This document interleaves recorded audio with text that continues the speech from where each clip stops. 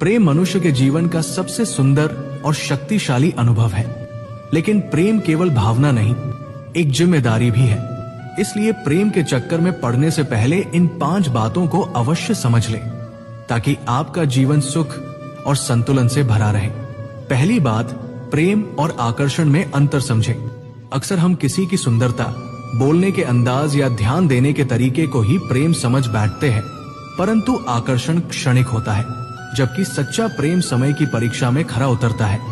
श्रीमद् भगवद गीता के माध्यम से श्री कृष्ण ने सिखाया कि स्थिर बुद्धि और विवेक से निर्णय लेना चाहिए। केवल भावनाओं में बहकर लिया गया निर्णय अक्सर बाद में पछतावा बन जाता है। दूसरी बात, आत्मसम्मान से कभी समझौता न करें। प्रेम का अर्थ ये नहीं कि आप स्वयं को भूल जाएं। यदि किसी रिश्ते में आपका सम्मान नहीं है, आपकी भावनाओं की कद्र नहीं है, तो वो प्रेम नहीं, केवल मोह है। सच्चा प्रेम वह है जिसमें दोनों व्यक्ति एक दूसरे को आगे बढ़ने में सहारा दें, न कि एक दूसरे को कमजोर बनाएं। तीसरी बात, जिम्मेदारियों को समझें।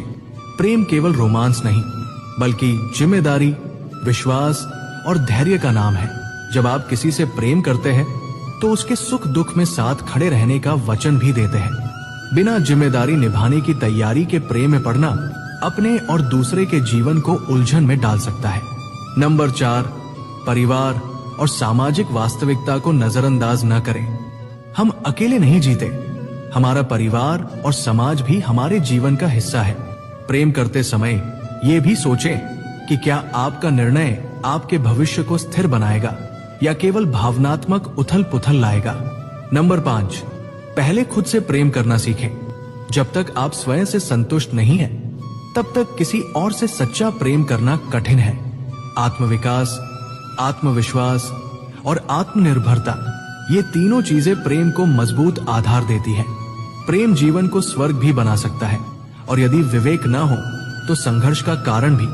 इसलिए प्रेम में पड़ने से पहले दिल की सुने, पर दिमाग को साथ लेकर चले। यही समझदारी आपको सच्चे और स्थायी प्रेम की ओर ले जाएगी।